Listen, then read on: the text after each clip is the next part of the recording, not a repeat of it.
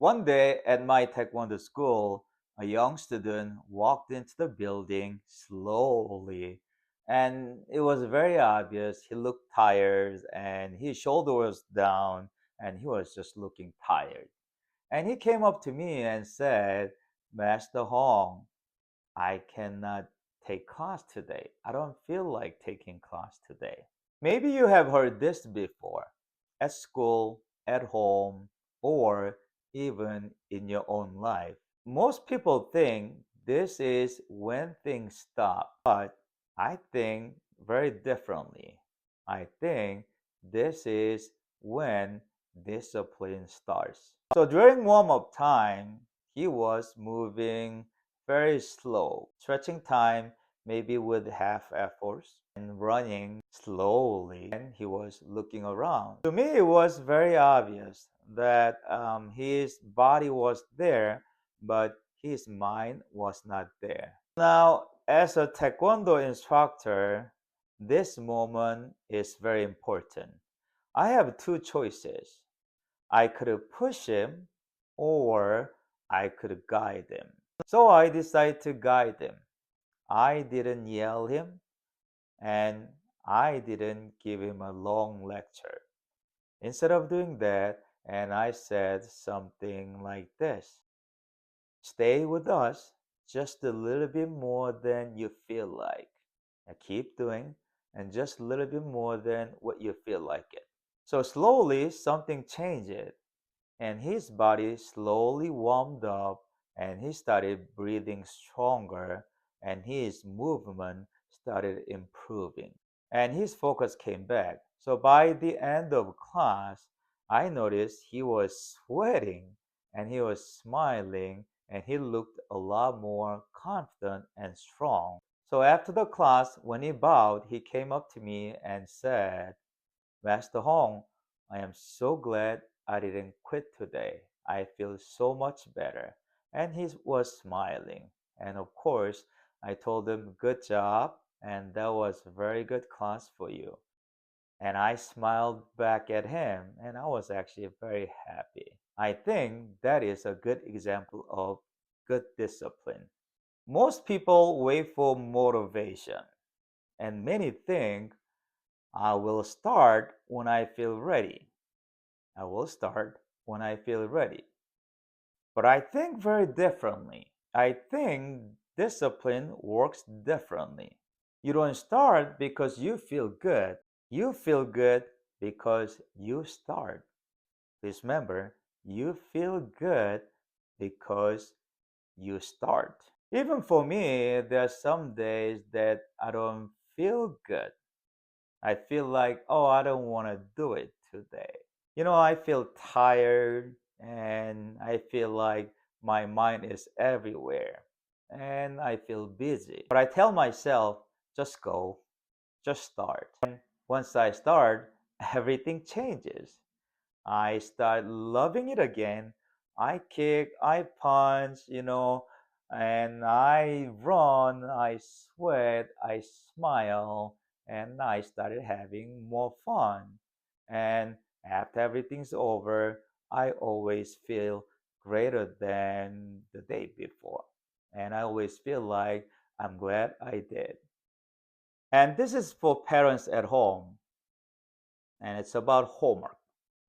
And your child sits at the table and pencil in hand, but not moving, and says, Mom, I don't feel like doing it. Most parents say, Go finish your homework right now. You better do it right now.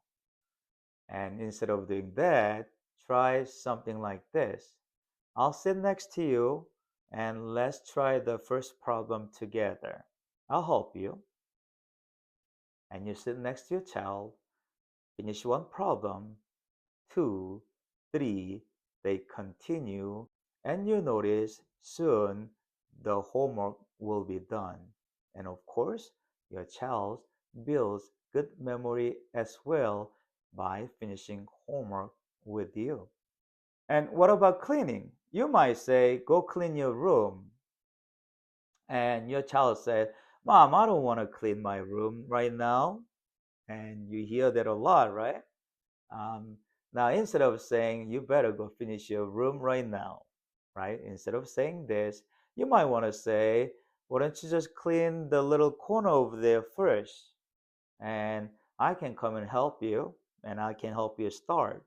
And you go start cleaning the corner with your child, and so that you can help your child to start. And then you will notice one corner moves to the next corner, and slowly your child will start finishing the room, and because you help your child. So the lesson we need to learn is, do not push your child, do it together with your child to start. And I promise that will really help your child to start. What about school teachers? Let's say it's a writing class and it's time for your students to write something. And you looked at one student and you noticed that student is frozen. He just doesn't like writing, right? And you come up to the student, and what happens? And he says, "I don't know what to write. I am not good at writing." And you don't want to say, "Just write." And instead of doing that, why don't you write just one sentence? And then the next sentence, and take your time, and then you will notice slowly, and you will have more writings. So take your time, just start with one sentence. And what about math class? And some of the students do not like math, or they are not good at math. You might want to say, start with one problem. Take your time and just start with the one. You don't have to be perfect. And of course, if the teacher can stay next to the student and help, that will be even better. So the lesson here we need to learn is, do not give pressure to the students, and stay next to the student and help them to start.